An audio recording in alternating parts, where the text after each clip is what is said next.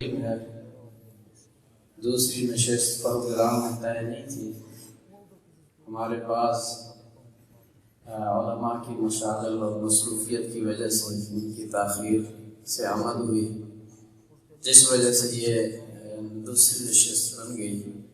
انشاءاللہ آپ کی یہ قربانی کچھ دیر یہاں وقت گزارنا بہت باعث نفع ہوگا. حضرت والا تشریف لا چکے ہیں اور پہلے بھی ختم نبوت کے عنوان پر حضرات نے بات کی ہے. یہ بات سمجھیں کہ ختم نبوت کا مسئلہ اتنا اہم ترین مسئلہ ہے کہ ہر مسلمان کو اس سطح پہ اس کے ساتھ جڑنے کی ضرورت ہے جس سطح کے ساتھ ہم ہماری بچے اولادیں تعلیم کے ساتھ جڑے ہوئے ہیں. ہر بندہ فکر مند ہے میرا بچہ کتنی تعلیم حاصل کر چکا، کتنا کرے گا. صبح جاؤ دیکھو سکولوں کی طرف دوڑیں لگی ہوئی ہیں. اس سطح کی جب تک ہماری وابستگی اس موضوع کے ساتھ نہیں ہوگی، ناموس رسالت کا قانون خطرے میں ہے، خطرے میں رہے گا. اس وقت یہ ہمارے ایمان کا بہت بڑا امتحان ہے. آسیہ ملونہ کا واقعہ بھی آپ کے سامنے ہے. ابھی شراب کی حرمت کی بات ہو رہی تھی کہ ایک کافر ممبر کہہ رہے ہیں کہ شراب حرام ہونی چاہیے، اس پہ پابندی لگنی چاہیے. مسلمان کہلانے والے ممبران کہہ رہے ہیں کہ نہیں، پابندی لگنی چاہیے. یہ تو ان ممبران کو علماء کرام سے پوچھنا چاہیے کہ ان کا ایمان بھی بچا ہے یا نہیں، ان کا نکاح بھی موجود رہا ہے یا نہیں. اس حد تک دین سے نفرت اور دین سے دوری کلمے کے بنیاد پہ بننے والے ملک میں ایک بہت بڑا لمحہ فکریہ ہے. دین سے وابستگی ضروری ہے بھائی. خصوصاً ختم نبوت کے عنوان سے بھی انشاءاللہ 17 فروری ڈٹا کوٹ جو دلمیال کے قریب ایک قصبہ ہے، ڈٹا کوٹ سٹاپ ہے، وہاں انشاءاللہ سالانہ ختم نبوت منعقد ہو رہی ہے 17 فروری کو. گزشتہ سال بھی وہاں بہت بڑا پروگرام ہوا. ابھی سے سب دوستوں سے درخواست ہے کہ اس پروگرام کے لیے صرف شرکت ہی نہ فرمائیں بلکہ داعی بن جائیں. 17 فروری بھی اسی طرح 9 بجے وہاں پہنچیں. دیکھو آج بھی ہمارے پروگرام کا 9 بجے اعلان تھا، بہت سے حضرات 10 بجے کے بعد آئے. تو اس کا نقصان یہ ہوا کہ مولانا عادل خان صاحب کا بیان اور حضرت قاضی ترشید صاحب کے بیان سے وہ مستفیض نہیں ہو سکے. تو 9 بجے سے انشاءاللہ زور تک پروگرام ہوگا. ابھی میں درخواست کروں گا امیر محترم حضرت صاحبزادہ پیر عبدالقدوس صاحب سے وہ حضرت والا کو دعوت دیں.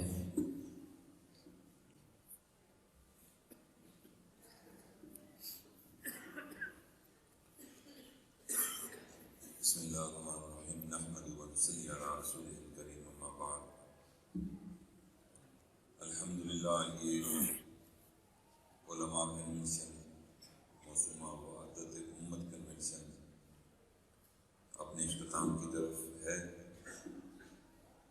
اور ہماری خوش قسمتی ہے کہ ہماری دعوت کو حضرت مولانا حافظ ذوالفقار نقشبندی مجدد دامت برکاتہ اللہ علیہ نے قبول فرمایا. یہ وہ مسجد ہے ساتھ نبی وقاص جس کا نام ہے.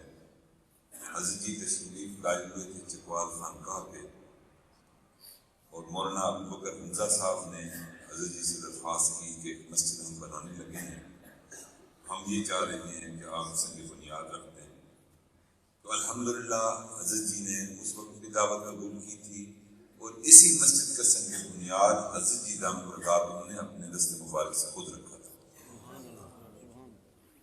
مفتی معاذ صاحب اور میں اور علماء کچھ جھن حاضر ہوئے تو حضرت جی دامت برکاتہ سے میں نے عرض کیا کہ اس مسجد کا سنگ بنیاد بھی آپ ہی نے رکھا تھا اور ہمارے چکوال کے علماء یہ چاہتے ہیں کہ آپ کچھ واضح و نصیحت بھی ان سے فرمائیں. تو آپ مہربانی فرما کر وحدت امت کنونشن کے لیے وقت دے دیں. تو حضرت جی نے دامت برکاتہ نے کمال شفقت کا مظاہرہ کرتے ہوئے کہ میری چکوال میں حاضری بھی ہو جائے گی اور علماء کی میں زیارت بھی کر لوں گا، اپنا ٹائم عطا فرما دیا. میں جمعیت اہل سنت والجماعت سے وابستہ تمام علماء کرام، شورا اور مجلس عاملہ کی طرف سے حضرت جی دامت برکاتہ کو ممنون ہوں کہ انہوں نے اپنی گوناگون مصروفیات میں سے وقت نکالا اور ایک بہت لمبا سفر کر کے یہاں چکوال تشریف لائے۔ کل رات عشاء کے بعد حضرت جی دامت برکاتہ نے بہاولپور میں بیان فرمایا اور ان عوارض اور ویرانہ سالی اور لمبا سفر اور اس کی صعوبتیں برداشت کرتے ہوئے چکوال تشریف لائے۔ ہم سب بڑے ممنون ہیں، بہت بڑے بڑے اجتماعات ہوئے جس میں حضرت جی کے بیانات ہوئے اور ماشاءاللہ ہزاروں لوگوں نے توبہ کی۔ ایسے ایسے اجتماعات ہوئے جس میں لاکھ سوا لاکھ بندہ وہاں موجود تھا۔ حاضر 40,000 خواتین کا پتہ چلا ہے کہ صرف مجمع 40,000 خواتین کا تھا۔ الحمدللہ اللہ تعالیٰ نے اپنی بارگاہ میں بھی حضرت جی دامت برکاتہ کو قبولیت عطا فرمائی ہے اور عوام اور علماء میں بھی قبولیت عطا فرمائی۔ ہماری دعا ہے کہ اللہ تعالیٰ ان کا سایہ تا دیر ہمارے سروں پر قائم فرمائے اور ان کی فیوزات سے ہمیں بہرمند فرمائے۔ ابھی حضرت جی دامت برکاتہ بیان فرمائیں گے اور بیان کے بعد حضرت جی انشاءاللہ کلمات بیعت بھی، کلمات توبہ بھی پڑھائیں گے۔ جو ساتھی بیعت ہونا چاہیں گے ان کو سلسلہ آگے میں بیعت بھی فرمائیں گے۔ تو میں کوئی انتہائی ادب سے گزارش کروں گا، محبوب العلماء والسلماء، تاجدار اولیاء نقشبند، والد ماجد حضرت مرشد اعظم رحمۃ اللہ علیہ کے محبوب خلیفہ حضرت مولانا پیر ذوالفقار احمد نقشبندی مجدد دامت برکاتہ العالیہ سے کہ وہ وحدت الامت علماء کنونشن سے اور چکوال کے علماء سے مخاطب ہوں۔ حضرت مولانا پیر ذوالفقار احمد نقشبندی مجدد دامت برکاتہ العالیہ۔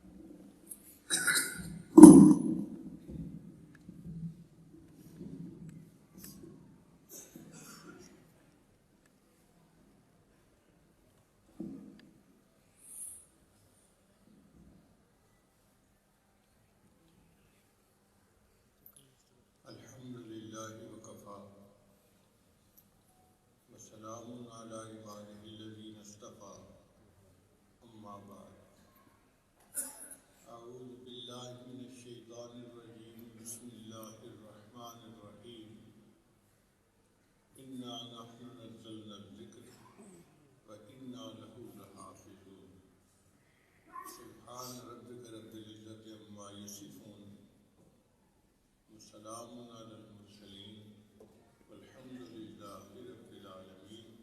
اللہم صل علی سیدنا محمد وعلی آل سیدنا محمد وبارک وسلم۔ اللہ رب العزت ارشاد فرماتے ہیں، انا نحن نزلنا الذکر، بے شک اس نصیحت نامے کو ہم نے ہی نازل کیا، وَإِنَّا لَهُ لَحَافِظُونَ، اور بے شک اس کی حفاظت کے ہم ہی ذمہ دار ہیں۔ اللہ رب العزت نے قرآن مجید کو نازل بھی فرمایا اور قرآن مجید کی حفاظت کا ذمہ بھی خود اٹھایا۔ اگر کوئی بادشاہ اعلان کرے کہ میں اپنے ملک کی سرحدوں کی حفاظت کروں گا تو بادشاہ خود جا کر سرحدوں میں پہرے نہیں دیا کرتا، اس مقصد کے لیے بادشاہ ایک فوج بناتا ہے، اس میں چنے ہوئے نوجوان ہوتے ہیں، خوبصورت، پڑھے لکھے، اچھی پرسنالٹی والے، عقلمند، اور ان فوجیوں کے ذریعے سے وہ اپنے ملک کی حفاظت کا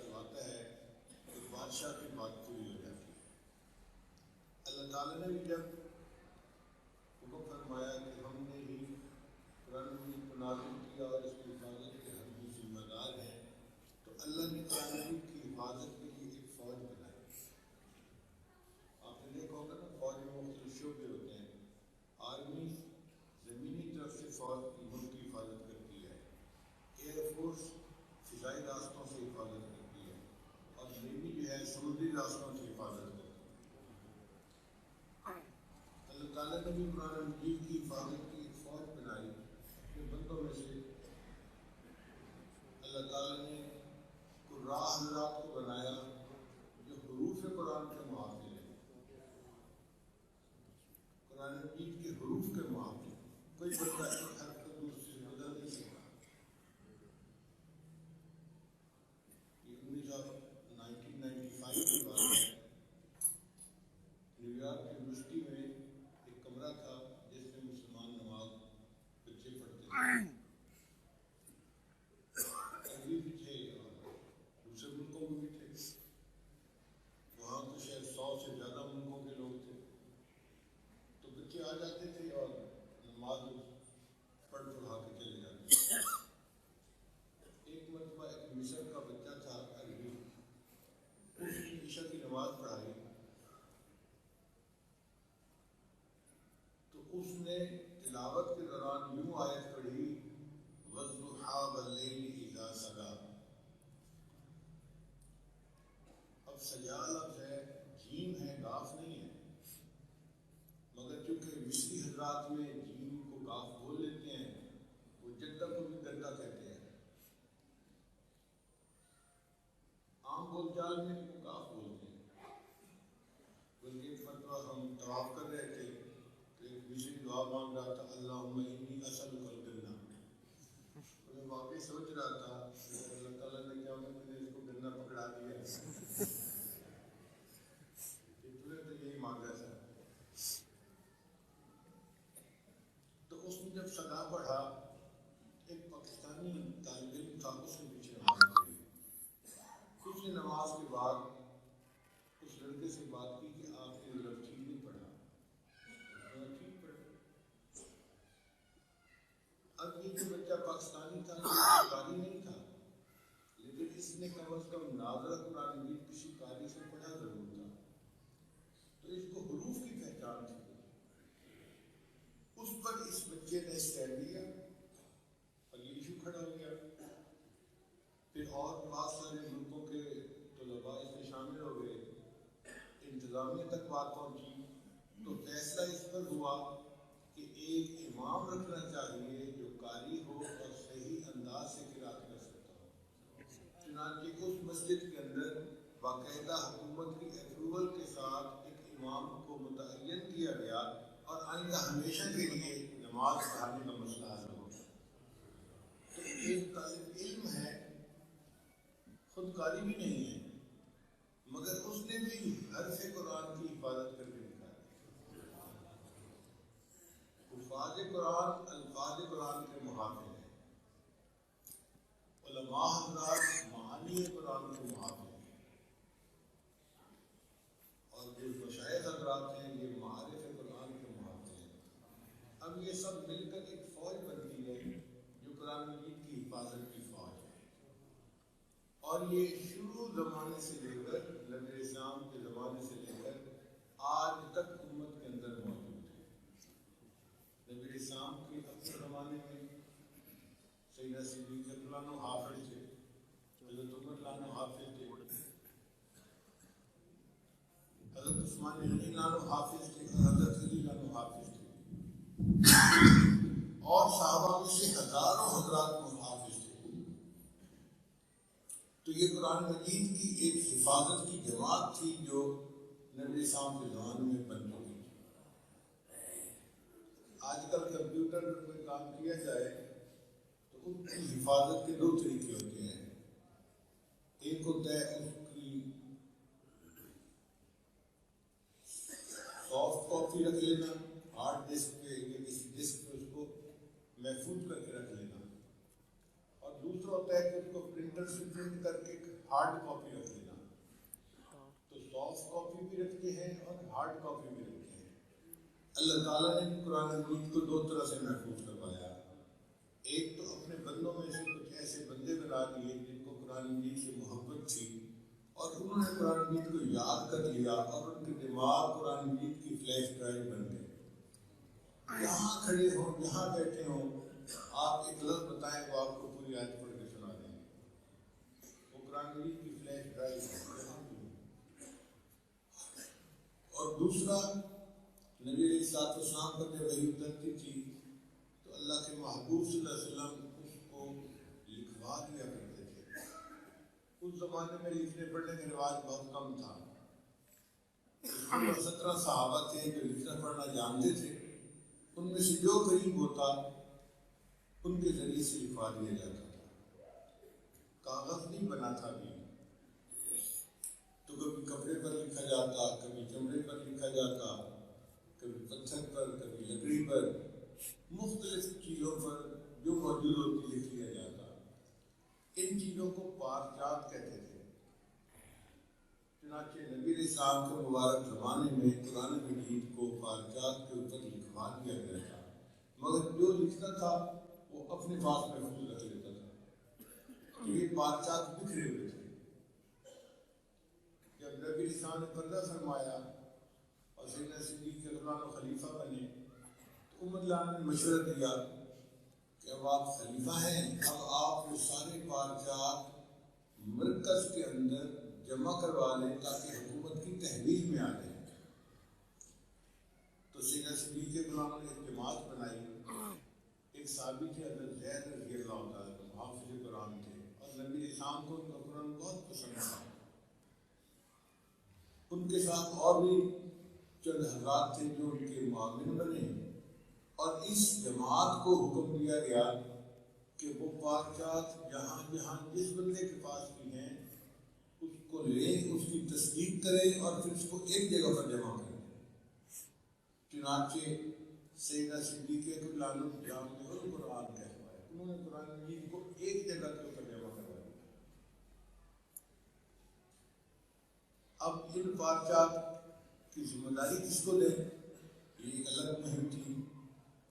تو سیدنا صدیق رضی اللہ عنہ بہت ذہین تھی.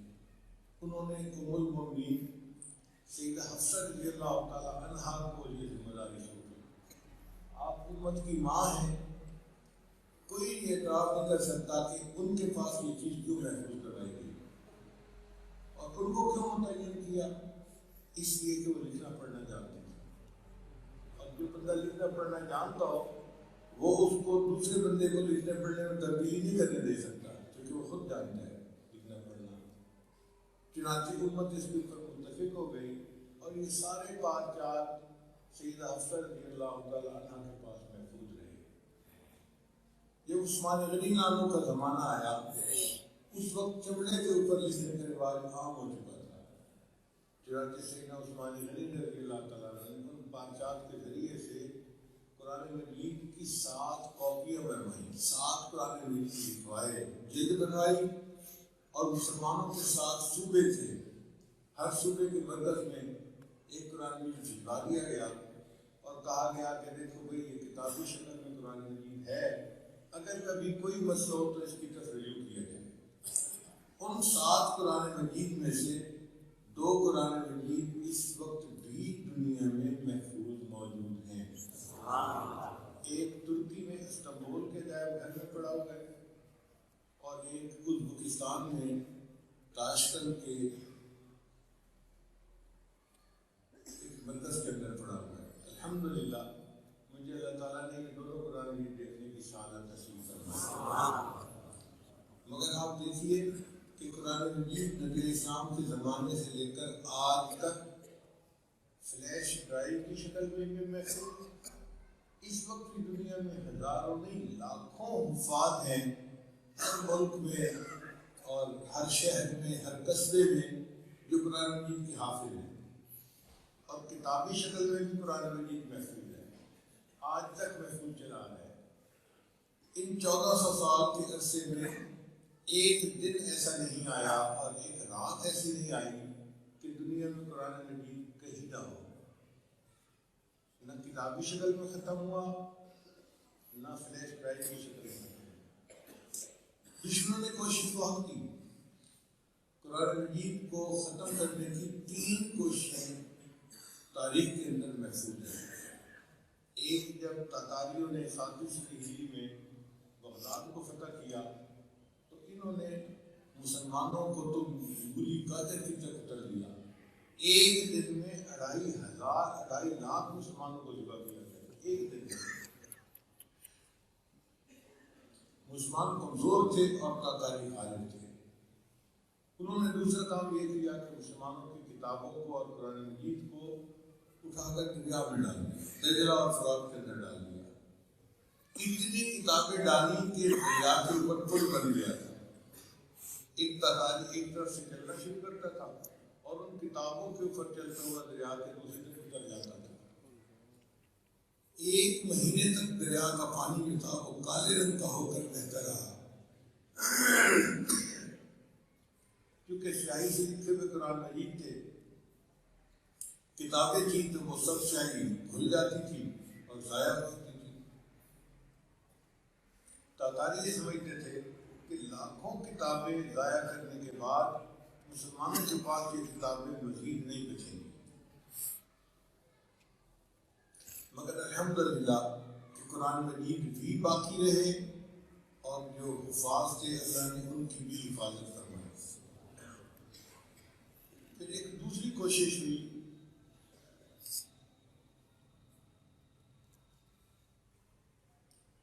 انگریز نے کی. برطانوی سامراج جب تھا نا ہمارے ملک پر, تو انگریز سرنگی نے یہ کوشش کی کہ قرآن مجید کو ختم کر دینا چاہیے. چنانچہ اس نے قرآن مجید کی لاکھوں کاپیوں کو نظر آتش کر دیا. جمع کیا جاتا تھا قرآن مجید کو مختلف مطبوع خانوں سے, لائبریریوں سے اور لوگوں سے, اور ایک جگہ اکٹھا کر کے آگ لگا دیا. اتاریوں نے اس کو پانی میں ڈالا تھا, انگریزوں نے اس کو آگ میں ڈالا, اور لاکھوں کاپیاں قرآن مجید کی جو تھی انہوں نے ضائع کی. اور دوسرا کام انہوں نے یہ کیا کہ علماء کو ختم کرنے کی کوشش کی. چنانچہ بعض تاریخ میں آتا ہے کہ اتنے لاکھ علماء کو انہوں نے پھانسی پہ لٹکایا. ٹامسن ایک مورخ ہے, وہ لکھتا ہے کہ لاہور سے لے کر پشاور تک جو جی ٹی روڈ ہے, اس کے دونوں سائڈوں پر کوئی بڑا درخت ایسا نہیں تھا جس پر کسی عالم کی لاش نہ لٹک رہی. اور اس کی لاش کو لٹکنے دیتے تھے, اتارتے نہیں تھے. مقصد ان کا یہ تھا کہ لوگ عبرت پکڑے اور آئندہ اپنے بچے کو ملا بنانے سے توبہ کریں. اس لیے ان کی لاش لٹکتی رہتی تھی, 40 دن لٹکتی تھی, کوئی اتارنے والا نہیں ہوتا تھا.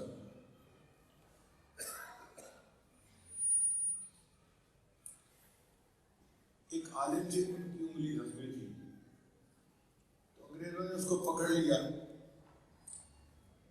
کہ یہ ہمیں لگتا ہے کہ تو نے کسی انگریز کو مارا ہے, تمہاری انگلی کا زخم بتا رہا ہے. کوئی بندہ دیکھنے والا, کوئی بندہ موجود ہو, کوئی مقتول موجود ہو, نہیں ہمیں نہیں پتا, لیکن تمہاری انگلی زخمی ہے نا, تو اس سے پتہ چلتا ہے کہ تم نے کسی انگریز کو مارا ہے, لہٰذا اس کے اوپر مقدمہ بنانے لگے. اب وہ مقدمہ عدالت میں چلایا گیا. عدالت کا جج بھی انگریز تھا. اس نے 1 گھنٹے کی پیروی کے بعد بالآخر اس عالم کو پھانسی لٹکانے کا حکم دے دیا. اس طرح بہانوں سے بڑے بڑے علماء کو پھانسی دی گئی.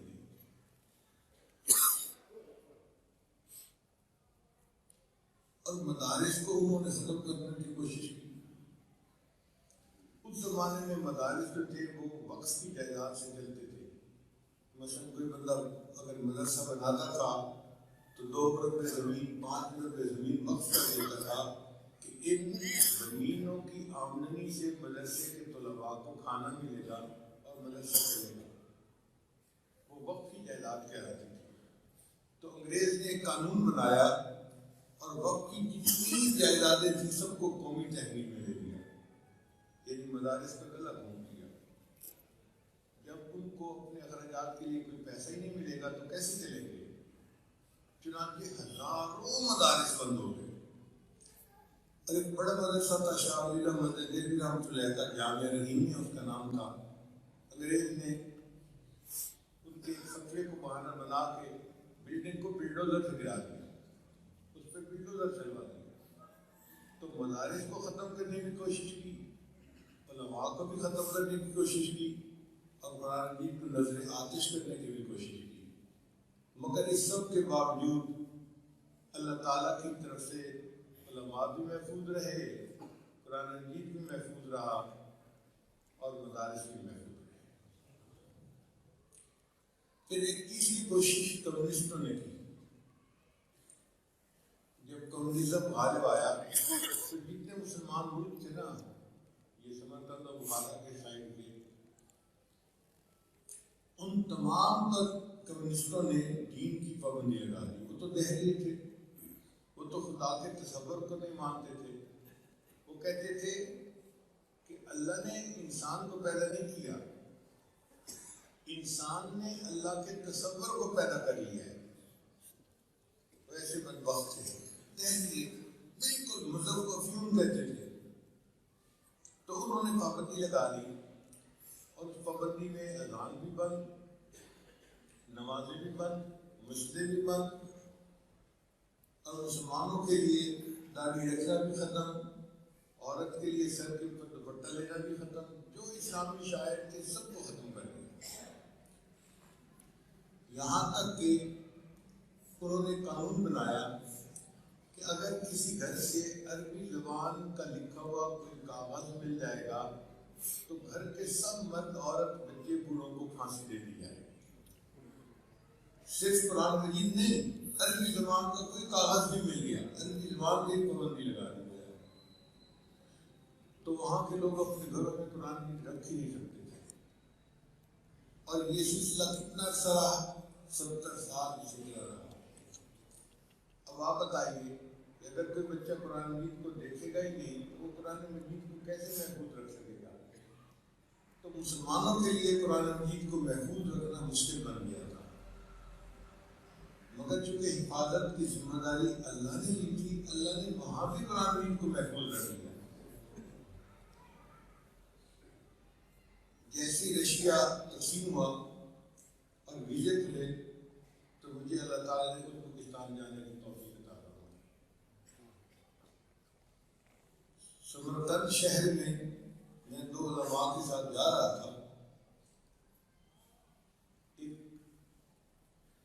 انگریز لڑکی، ہم تو اس کو انگریز ہی کہیں گے، ہمیں کیا پتا، تو انگریز نما لڑکی سمجھ لیں. وہ آئی اور مجھ سے پوچھتی ہے، ارے مسلم، آپ مسلمان ہیں؟ میں نے کہا الحمدللہ میں مسلمان ہوں. تو کہتی ہے ڈو یو ہیو قرآن؟ تمہارے پاس قرآن ہے؟ تو میرے پاس قرآن مجید چھوٹا سائز کا تھا، جیب میں ڈالنے والا، جو سفر میں بندہ ساتھ رکھتا ہے، تلاوت میں آسانی ہوتی ہے. تو مجھے کہتی ہے کہ کیا میں یہ ہاتھ میں پکڑ سکتی ہوں؟ اس نے جب اس قرآن مجید کو ہاتھ میں پکڑا نا، اس کو چومنے لگی، اس کو آنکھوں سے لگانے لگی، اس کو سینے سے لگا رہی ہے، پاگلوں کی طرح قرآن مجید کے ساتھ محبت کا اظہار کر رہی ہے. میں نے ساتھ والے عالم سے کہا کہ آپ ہی سے پوچھو کہ ایسا کیوں کر رہی ہے. اس عالم نے پوچھا تو اس لڑکی نے کہا کہ میں مسلمان ماں کی بیٹی ہوں، میری ماں نے مجھے بچپن سے کلمہ پڑھایا تھا. اس وقت میری عمر 39 سال گزر چکی، میں نے اپنی پوری زندگی میں آج تک قرآن مجید کو نہیں دیکھا، پہلی مرتبہ دیکھنے کا موقع ملا، اس لیے میں قرآن سے محبت کا اظہار کر رہی ہوں. آپ اندازہ لگائیے کہ بچوں کی عمر 40 سال ہو جاتی تھی اور وہ قرآن مجید کو دیکھ ہی نہیں پاتے تھے. کمیونسٹوں کا خیال تھا کہ جب آنے والی نسلیں دیکھیں ہی نہیں تو قرآن محفوظ کہاں رہے گا، ختم ہو جائے گا. مگر اللہ نے قرآن مجید کو وہاں بھی محفوظ رکھا. ہمارے ایک دوست تھے، وہ کراچی اسٹیل مل کے اندر انجینئر تھے. کراچی کی اسٹیل مل جو تھی یہ بھٹو دور پہ لگی اور اس کو رشیا نے لگایا تھا. اس کی ٹریننگ کے لیے رشیا بھیجا گیا. تو وہ ہمارے دوست تھے، وہ بھی ماسکو گئے دینے کے لیے. جمعہ کا دن آ گیا. اس نے کہا کہ میں تو مسجد میں جاؤں گا اور مسجد میں نماز پڑھوں گا. لوگوں نے کہا کہ یہاں تو مسجدیں نہیں ہیں. اس نے کہا کہ اچھا اتنی بڑی بڑی مساجد تھی وہ کہاں ہیں؟ اس نے کہا کہ کمیونسٹوں نے سب کو گڈاؤن بنا دیا. مسجدوں کو گڈاؤن کے طور پر استعمال کیا جاتا تھا. ٹرک آتے تھے، سامان رکھتے تھے، پھر سامان لے کے جاتے تھے. وہ گڈاؤن بنے ہوئے تھے. ایک مسجد تھی جو انہوں نے ٹورسٹ کے لیے خالی رکھی ہوئی تھی. تو وہاں گیا، اس نے جا کے صفائی کی، اذان دی. جب اذان دی تو قریب کی آبادی کے کچھ مرد عورتیں جو تھے وہ اذان کے واسطے میں آ گئے کہ مسجد سے یہ آواز کیسے آ رہی ہے. وہ کہتے ہیں جب میں نماز پڑھ کے باہر نکلنے لگا تو ایک چھوٹے سے بچے نے مجھے کہا کہ میرے ابو آپ کو بلا رہے ہیں. میں اس کے ساتھ اس کے گھر چلا گیا. بالکل مسجد کے ہمسائے میں گھر تھا. وہاں پہ گھر کے مردوں نے میرا استقبال کیا، مجھے بٹھایا، کھانا کھلایا، چائے پلائی. پھر بات چیت کا سلسلہ شروع ہوا. وہ پاکستان کے متعلق باتیں پوچھتے رہے، میں ان سے وہاں کے حالات پوچھتا رہا. بالکل میرے سامنے ایک بچہ تھا جو 6-7 سال کا تھا، وہ بیٹھا ہوا تھا. وہ میری طرف بڑے غور سے دیکھ رہا تھا. تو میں نے اس بچے سے پوچھا کہ بچے تم کیا کرتے ہو؟ اس کے والد نے کہا یہ قرآن پاک کا حافظ ہے. کہتے میں بڑے حیران تھا کہ یہ 6-7 سال کا بچہ قرآن مجید کا حافظ ہے. تو میں نے اس بچے کو قرآن مجید کھول کے دکھایا، چھوٹا قرآن مجید، اور انگلی رکھی ایک جگہ کے اوپر کہ بچے یہاں سے ذرا پڑھ کے سناؤ مجھے. اب وہ بچہ کبھی قرآن مجید کو دیکھتا ہے، کبھی میرا چہرہ دیکھتا ہے. میں نے کہا پڑھو یہاں سے. وہ پھر قرآن مجید کو بھی دیکھتا ہے، پھر مجھے بھی دیکھتا ہے. پھر تیسری مرتبہ میں نے اسے کہا کہ یہاں سے پڑھو، یا ایھا الذین آمنوا اتقوا اللہ حق تقاته. کہتے بس یہ 2 لفظ میرے پڑھنے کی ضرورت تھی. بچے نے پڑھنا شروع کیا اور پڑھتا ہی چلا جا رہا. میں حیران، پہلے پڑھتا نہیں تھا اور اب پڑھنا شروع کیا تو اب تھکتا نہیں ہے، رکتا نہیں ہے. تو میں نے اس کے والد سے پوچھا کہ مسئلہ کیا ہے. اس نے کہا جی آپ لوگوں کے ہاں قرآن مجید کتاب کی شکل میں اپنے گھروں میں رکھنا جائز ہے اور آپ لوگ رکھتے ہیں. ہمارے یہاں اس پر پابندی ہے 70 سال سے. تو ہمارے بچے قرآن مجید کو دیکھتے نہیں ہیں، اپنے استاد کے پاس جاتے ہیں اور استاد ان کو ایک آیت روزانہ زبانی سبق دے دیتے ہیں، جیسے نابینا کو سبق دیتے ہیں نا. تو یہ بچے ایک آیت کو یاد کرتے کرتے قرآن مجید کے حافظ تو بن جاتے ہیں، قرآن مجید کو ناظرہ پڑھنا نہیں جانتے. تو جب آپ نے کہا نا کہ قرآن مجید یہاں سے پڑھو، اس کو کیا پتا تم کس پہ ہاتھ لگا رہے ہو. جب آیت پڑھی آمنوا باللہ حق تقاتی، اس کو پتہ چل گیا، اس نے پڑھنا شروع کر دیا. تو انجینئر کہنے لگے کہ میں حیران تھا کہ لوگوں تم کاغذ پر لکھے ہوئے قرآن مجید پہ تو پابندی لگا سکتے ہو، جو سینوں میں قرآن مجید لکھا ہوا ہے تو مسجد پہ پابندی نہیں لگا سکتے. تو ان لوگوں نے قرآن مجید کو کیسے محفوظ رکھا کہ اگر استاد فرض پر درسی ہوتا تو باپ اپنے بیٹے کو اس کے پاس شاگرد بنا کر بٹھا دیتا. وہ اپنے استاد سے کپڑے سینا بھی سیکھتا اور ساتھ ہی ساتھ 1-2 آیتیں روز کی سبق لے کر زبانی یاد کرتے کرتے وہ بچہ قرآن مجید کا حافظ بھی بن جاتا. اللہ نے اس طرح قرآن مجید کی حفاظت فرمائی اور ایک نسل سے اگلی نسل میں قرآن مجید چلتا رہا. ابھی ہم لوگ وہیں تھے کہ وہاں کی حکومت نے ایک کانفرنس کروائی، اس کا نام تھا قراءت کانفرنس. انہوں نے شرط لگائی کہ اس کانفرنس میں تلاوت کے لیے وہ بندہ درخواست دے جو پورے قرآن مجید کا حافظ ہو. ایک وزیر مجھے کہنے لگا کہ ہمارا اندازہ تھا کہ ہمارے ملک میں 100 حافظ ضرور ہوں گے.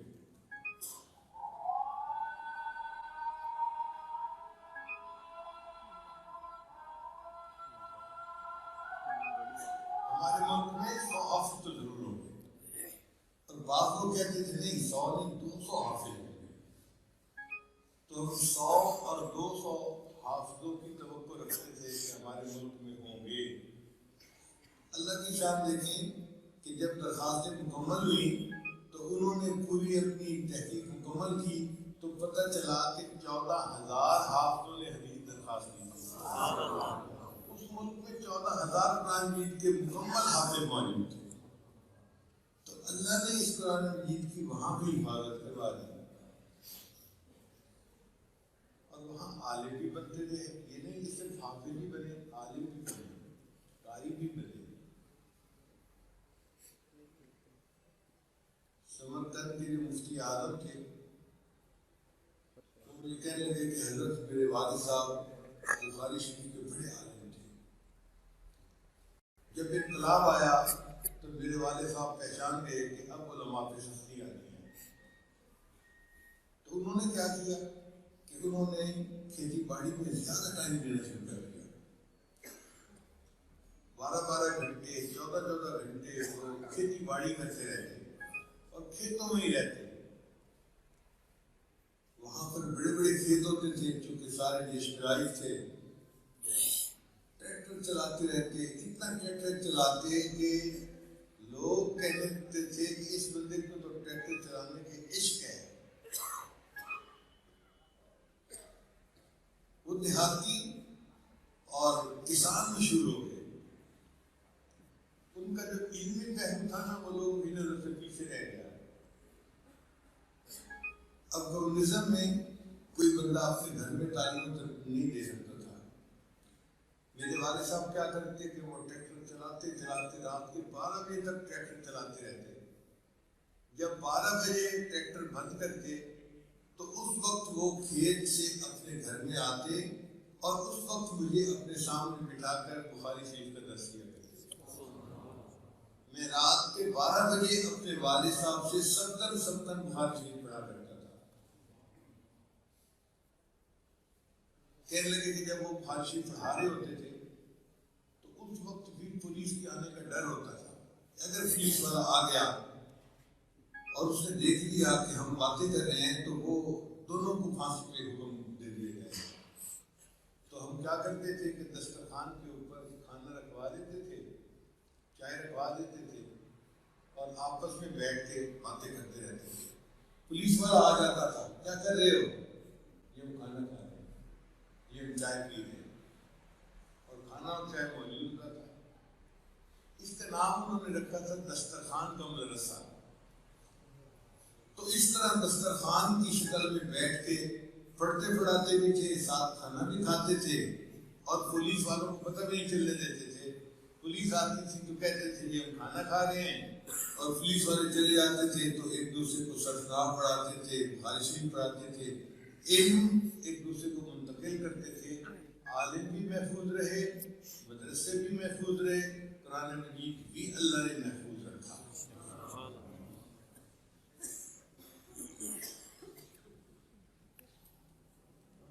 الحمدللہ یہ قرآن مجید بالکل اصلی شکل میں آج بھی محفوظ رہے گا. اس کو کوئی ختم نہیں کر سکتا. جو کہے گا نا کہ ہم قرآن مجید کو ختم کرتے ہیں، جو مدرسوں کو ختم کرتے ہیں، وہ بیچارہ خود تو ختم ہو جائے گا، مدارس بھی باقی رہیں گے اور قرآن مجید بھی باقی رہے گا. یہ قرآن مجید نبی علیہ السلام کا معجزہ ہے، اس نے قیامت تک سلامت رہنا ہے. اس کی حفاظت کی ذمہ داری اللہ نے لی ہے، اور اللہ میں اتنی طاقت ہے کہ وہ ایک کام کو کرنا چاہے تو اس کو کر لیں، کوئی ان کو روک نہیں سکتا. واللہ غالب علی امرہ، اللہ اپنے امر میں غالب ہوتا ہے، کوئی ان کا راستہ نہیں روک سکتا. تو دیکھو 1400 سال اللہ نے قرآن کی حفاظت کر کے دکھائی، اور قرآن آج بھی اصلی حالت میں موجود ہے. چند سال پہلے جرمنی کی یونیورسٹی ہے، نیوک یونیورسٹی، انہوں نے کہا کہ مسلمان دعویٰ کرتے ہیں ہمارا قرآن محفوظ ہے، اس کی تصدیق تو کرنی چاہیے.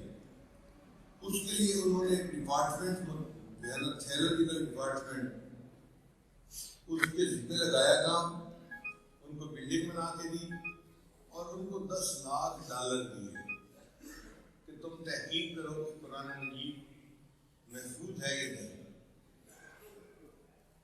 اب جو ذمہ دار لوگ تھے وہ مل بیٹھے کہ کیسے تصدیق کریں قرآن مجید محفوظ ہے یا نہیں.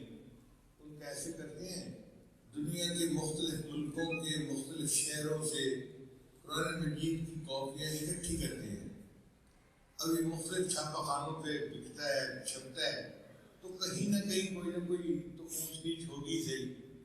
انہوں نے قرآن مجید کی 40,000 کاپیاں اپنے انسٹیٹیوٹ میں اکٹھی کی. پھر انہوں نے 100 بندے رکھے اور ایک قرآن مجید ایک کو دیا، دوسرے کو دیا، تیسرے کو دیا، یعنی 100 قرآن مجید ایک وقت میں ان لوگوں کو دیے. پھر سکرین پر ان کے سامنے وہ ایک صفحہ دکھاتے اور کہتے کہ دیکھو یہ صفحہ اس طرح ہے یا نہیں. اب ہر بندہ بیٹھ کے دیکھ رہا ہوتا یہ لفظ اس طرح ہے یا نہیں، یہ لفظ اس طرح ہے یا نہیں. ایک ایک نقطے کو، ایک ایک حرف کو دیکھتے دیکھتے انہوں نے کئی سالوں میں جا کر 40,000 نسخوں کی جو ہے تصدیق کی اور بالآخر انہوں نے فیصلہ دیا کہ کسی ایک قرآن مجید میں ایک نقطے کا بھی فرق نہیں تھا. اِنَّا نَحْنُ نَزَّلْنَا الذِّكْرَ وَإِنَّا لَهُ لَحَافِظُونَ. بے شک اس قرآن مجید کو ہم نے ہی نازل کیا اور اس کی حفاظت کے بھی ہم ہی ذمہ دار ہیں. تو جس رب کریم نے یہ حکم دیا ہے نا، اسی نے قرآن مجید کی حفاظت کر کے بھی دکھا دی. اب اگر قرآن مجید محفوظ رہے گا تو حافظ بھی محفوظ رہیں گے، عالم بھی محفوظ رہیں گے، مدارس بھی محفوظ رہیں گے. اتار چڑھاؤ آتا رہتا ہے. ہمارے ملک میں پھر اتار چڑھاؤ شروع ہو رہا ہے. امریکہ بہادر اپنے پیسے کے زور پہ ہمارے حکومت کے لوگوں میں، فوج کے لوگوں میں اپنے بندے گھسا دیتا ہے، مفاد پرست لوگ گھسا دیتا ہے اور پھر ان کو کہتے ہیں کہ تم اپنے ملک میں اس پہ پابندی لگاؤ، اس پہ پابندی لگاؤ. اور عجیب بات کہ کلمہ پڑھنے والے لوگ وہ کہنے لگ جاتے ہیں کہ مدارس کو ختم کرنا چاہیے. کتنی عجیب بات ہے. مگر مشرف دور میں بھی بہت تماشا تھا کہ مدارس کو ختم کر دوں گا. آپ دیکھو مدارس تو آج بھی محفوظ ہے اور وہ کہنے والا کہاں چلا گیا پتہ نہیں چلتا. اب بھی اسی طرح ہوگا کہ جو مدارس کو ختم کرنے کے ارادے کرتے پھر رہے نا، یہ خود ختم ہو جائیں گے اور اللہ تعالیٰ ان مدارس کی اور قرآن کی اور علماء کی حفاظت فرمائیں گے. مزے کی بات یہ ہے کہ مدرسہ اپنے چلنے میں حکومت کا محتاج نہیں ہے. اس لیے کسی مدرسے والوں نے آج تک حکومت کو درخواست نہیں کی کہ جی ہمیں فنڈ کی ضرورت ہے. حالانکہ فنڈ چاہیے تو ہوتے ہیں مگر اللہ تعالیٰ انتظام کر دیتے ہیں. اب دیکھیں عوام الناس کے اندر اللہ کا تصور تو ہے نا، تو کسی کو خوشی ہوئی تو خوشی کی وجہ سے وہ کہتا ہے کہ جی اللہ کے راستے میں رشتہ کر دیں. میرے بیٹے کی نوکری لگ گئی، میرے بیٹے کا آج رشتہ فائنل ہو گیا، آج فلاں کو صحت ہو گئی، تو صدقہ کرو. اب وہ صدقے کے پیسے کہاں لے کے جائیں؟ تو دل کہتا ہے کہ جو بچے سارے دن قرآن مجید پڑھتے ہیں وہ اس کے زیادہ حقدار ہیں. تو لوگ چل کے آتے ہیں اور آ کر مدرسے والوں کو چلانے کے لیے پیسے دے کے جاتے ہیں. کسی کو غمی ہوئی، اچھا بھائی صدقہ دے دو، 2 بکرے دے دو، یہ بکروں کا گوشت کہاں بھیجیں؟ چل کے آتے ہیں اور بکروں کا گوشت مدرسے کے انتظامیہ کے حوالے کرتے ہیں کہ جی بچوں کو پکا کے کھلا دیں. تو بچے اپنے گھر میں بیٹھے ہوتے ہیں، اللہ تعالیٰ وہیں ان کا رزق ان کو پہنچا دیتے ہیں، جانے کی ضرورت نہیں پڑتی. ہمارے ایک دوست ہیں بنو کے، ان کا مدرسہ ہے اللہ کی شان دیکھیں، ان کے مدرسے کے ساتھ فوجیوں نے کیمپ لگا دیے اور اس طرف جاتے ہوئے بھی لوگ گھبراتے تھے، مگر ان کے مدرسے کے طلباء پھر بھی پڑھتے رہے اور مدرسہ چلتا رہا۔ تو میں نے ان کو بلا کے پوچھا، میں نے کہا ان دنوں میں آپ کا مدرسہ کیسے چلتا رہا؟ کہ اللہ تعالیٰ نے مہربانی کی، فوجیوں کے ہاتھوں چلتا رہا۔ میں نے کہا وہ کیسے؟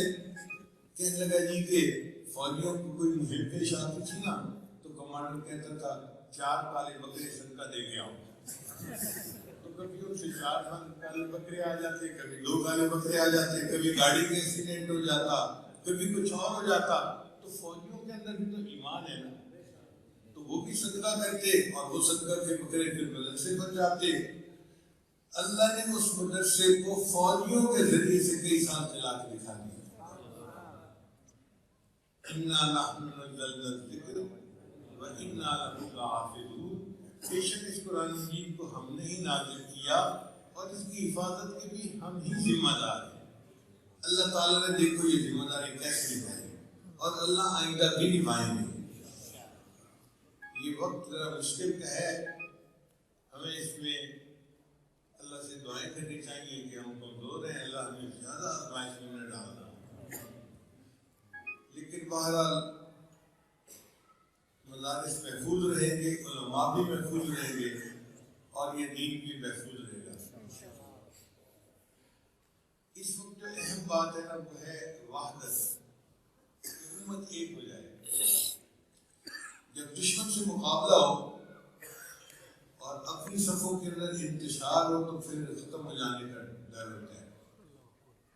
اس وقت وحدت کی زیادہ ضرورت ہے، اور خوشی اس بات کی ہے کہ ہمارے پیر خانہ ہے چکوال، یہاں سے ہمارے حضرت مرشد عالم رحمۃ اللہ کے صاحبزادے حضرت مولانا قدوس دعوت برکاتہم نے اس تحریک کا آغاز کیا۔ مجھے لگتا ہے یہ ان کے والد گرامی کی روحانیت کا یہ کمال ہے۔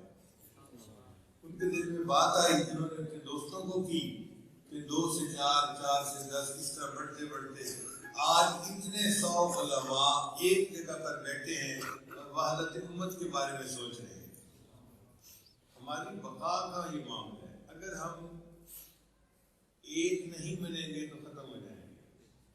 وَتَفْشِلُوا وَتَذْهَبَ رِيحُكُمْ، اللہ فرماتے ہیں کہ تم بکھر جاؤ گے نا، الگ الگ ہو جاؤ گے تو تمہاری ہوائیں اکھڑ جائے گی۔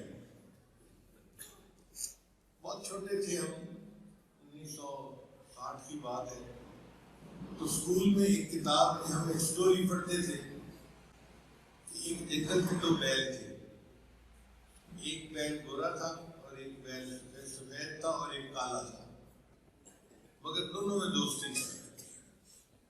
اس جنگل میں ایک شیر بھی رہتا تھا،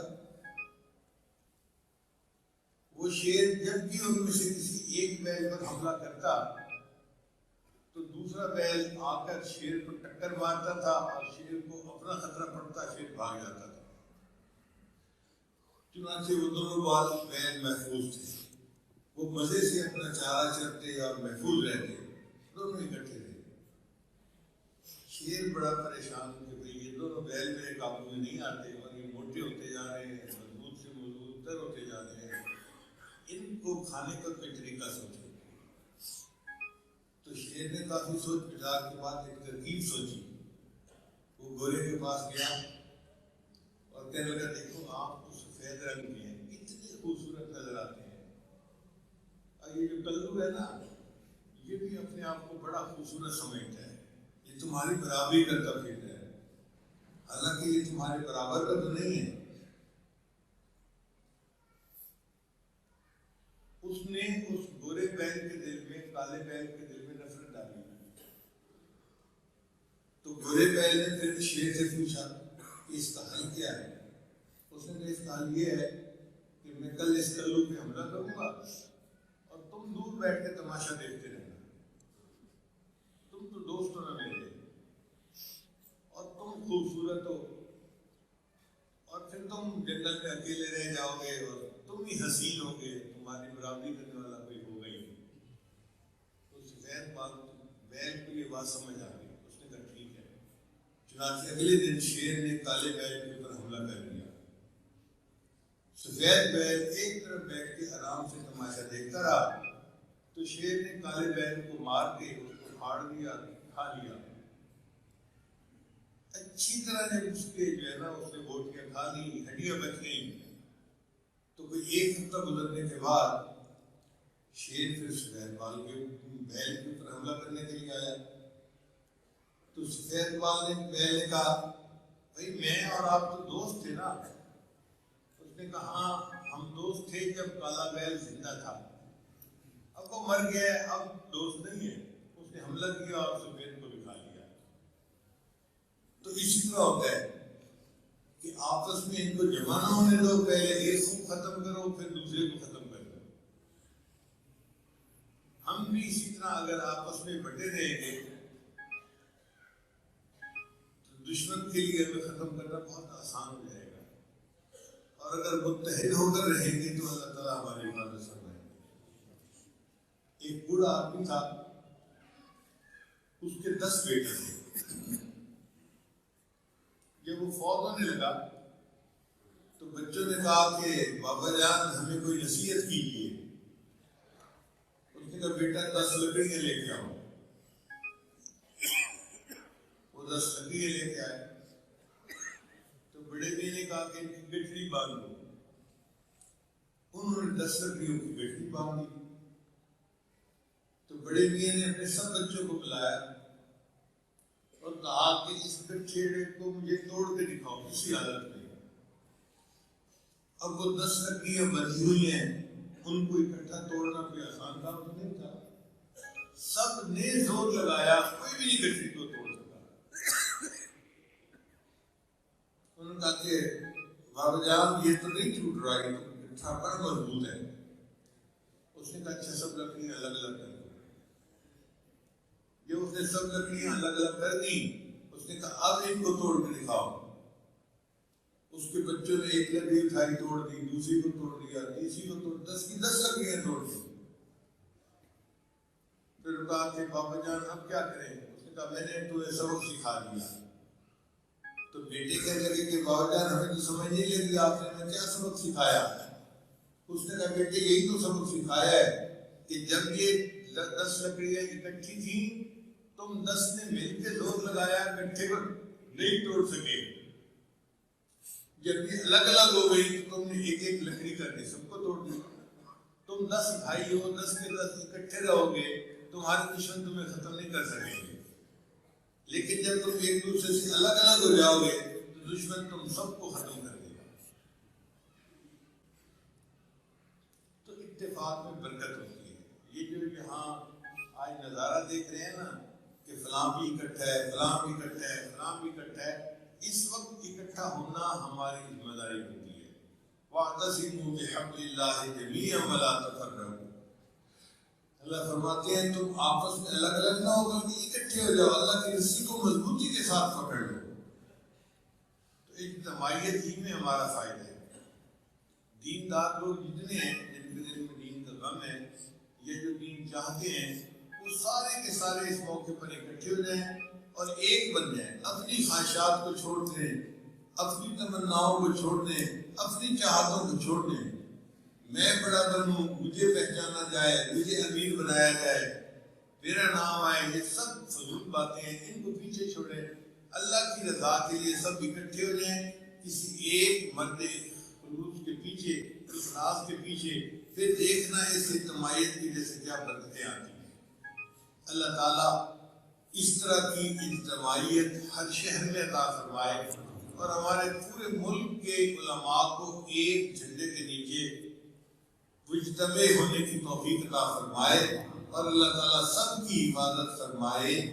وآخر دعوانا الحمد للہ رب العالمین۔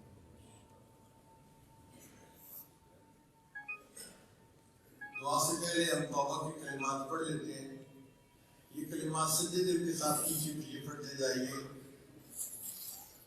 بسم اللہ الرحمن الرحیم، لا الہ الا اللہ محمد رسول اللہ، آمنت باللہ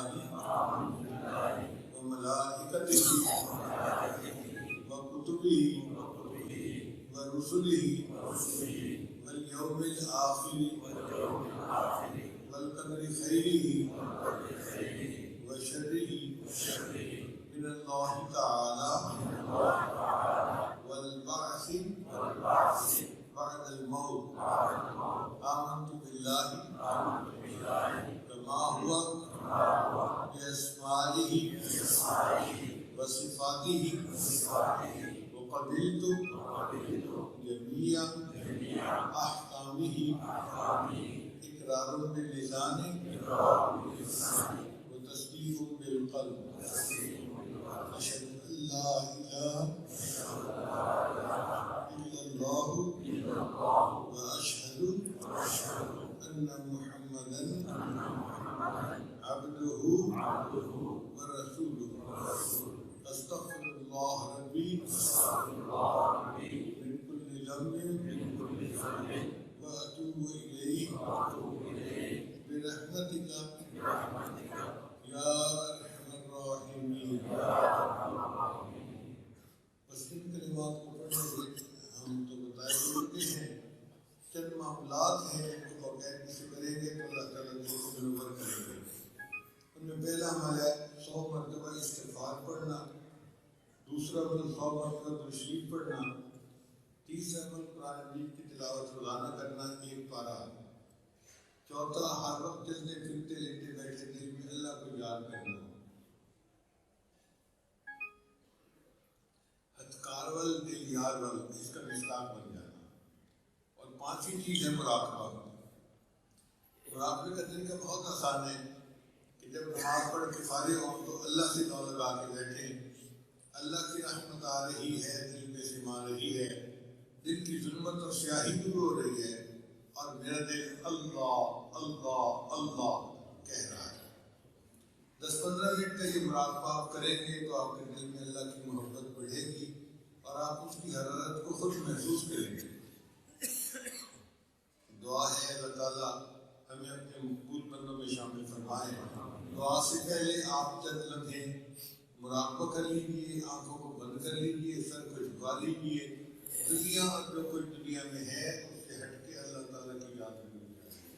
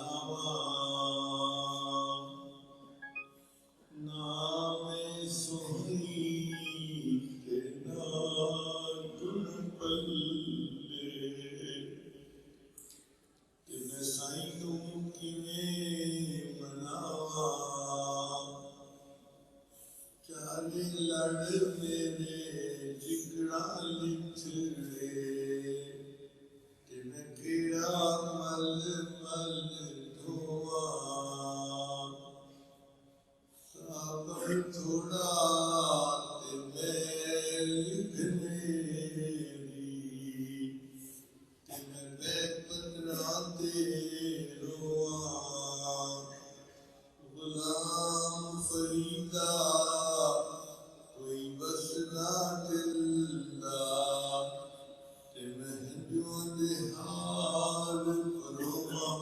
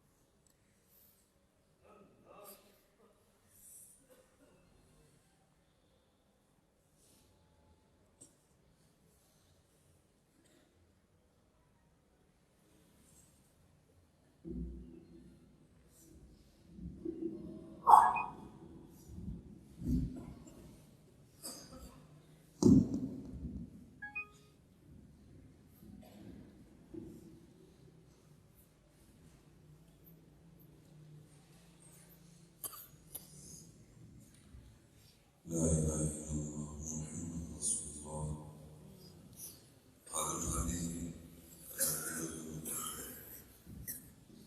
اپنے آپ کو بیشتر چیز کو دعا مانگ لیجیے. الحمدللہ رب العالمین والعاقبۃ للمتقین والصلاۃ والسلام علی سید الانبیاء والمرسلین وعلی آلہ واصحابہ اجمعین.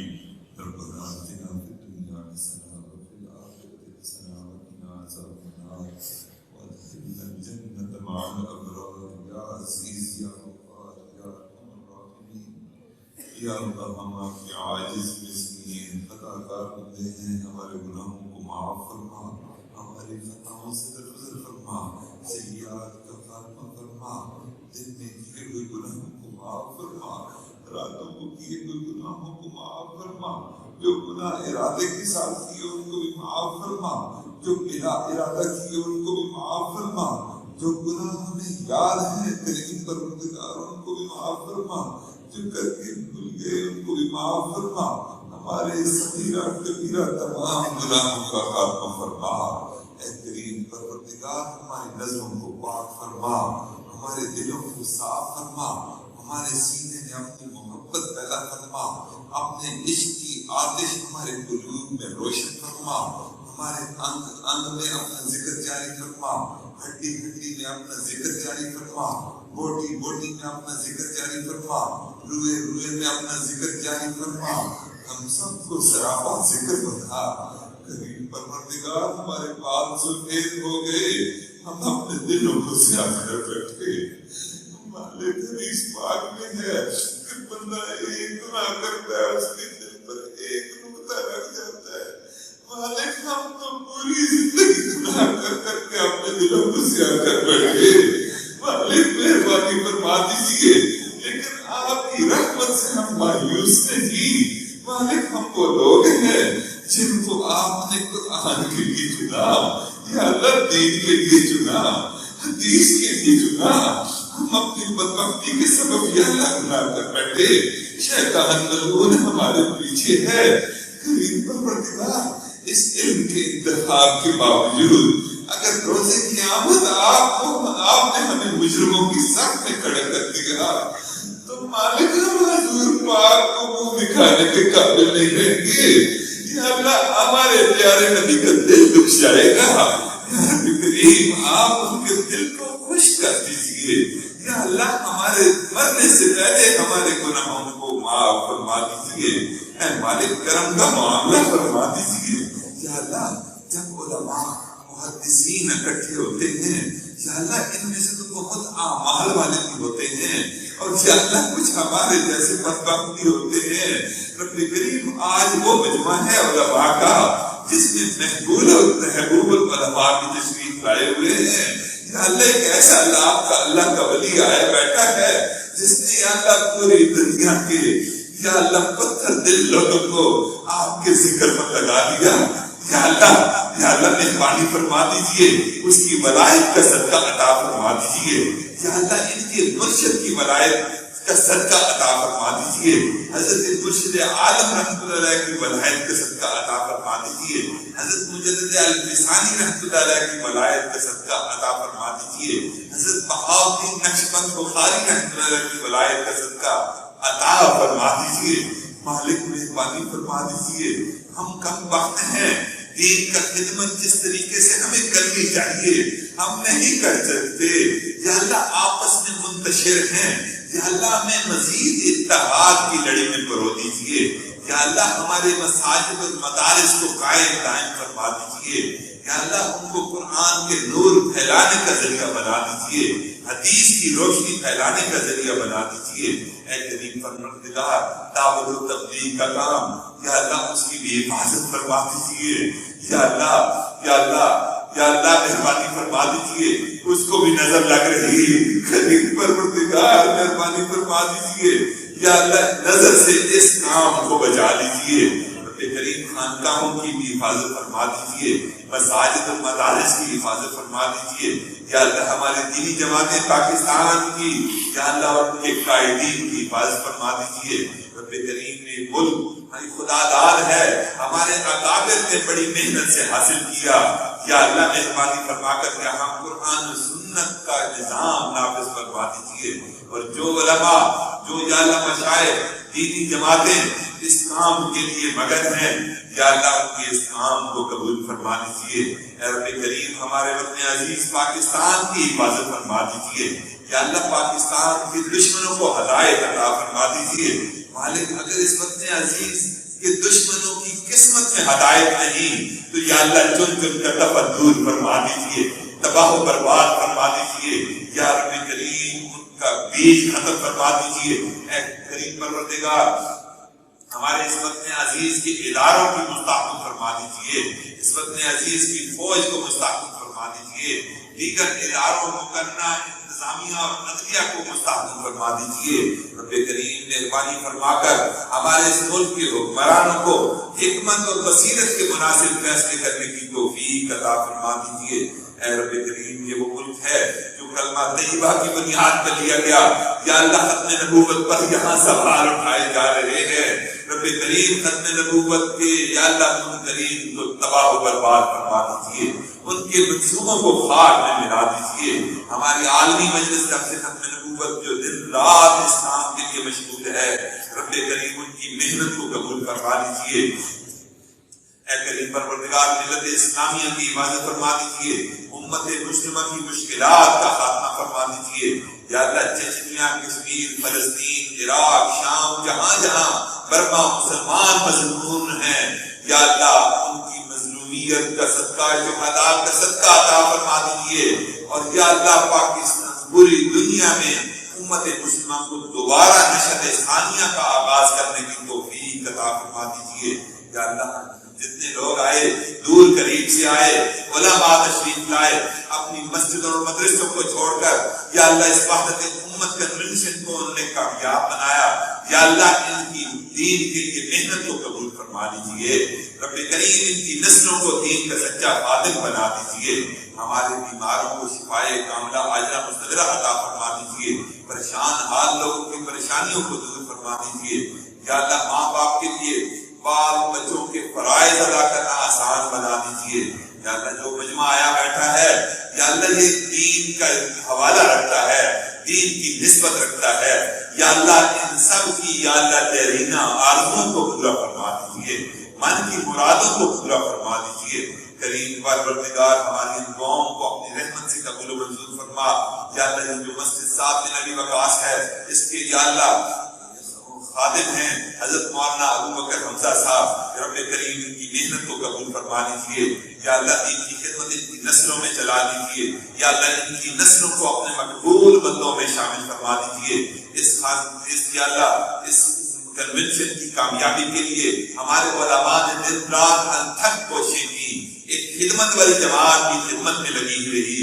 یا اللہ مہربانی فرما دیجیے ان سب کی اس کاوش محنت اور خدمت کو اپنی بارگاہ میں پسند فرما لیجیے اور ہمارے اس مبارک اتحاد میں مزید برکتیں پیدا فرما دیجیے، مزید وسعتیں پیدا فرما دیجیے. جو ساتھی بزرگ ابھی تک اس اتحاد میں شامل نہیں، رب کریم ان کے دلوں کو بھی معاف فرما دیجیے اور اس بابرکت یا اللہ اس اتحاد میں ان کی بھی شمولیت بھی یا اللہ ان کو بھی واضح فرما دیجیے.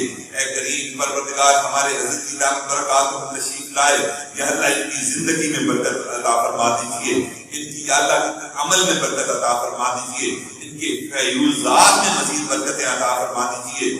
رب کریم یہ فکر رکھتے ہیں، تڑپ رکھتے ہیں، دن رات اسی محنت میں ملکوں مارے پھر رہے ہیں، لوگوں کے دلوں کو یا اللہ آپ کی یاد سے منور فرما رہے ہیں. رب کریم ان کی مانگی ہوئی دعاؤں کو قبول فرما لیجیے، ان کی تڑپ کو قبول فرما لیجیے، ان کی محنت کو قبول فرما لیجیے، ان کی جماعت کو بھی اپنے مقبول جماعتوں میں شامل فرما دیجیے. رب کریم ہماری ان دعاؤں کو اپنی رحمت سے قبول و منظور فرما. ربنا تقبل منا انك انت السميع العليم وتب علينا انك انت التواب الرحيم. وصلى الله على النبي الامي الكريم وعلى اله واصحابه اجمعين برحمتك يا ارحم الراحمين.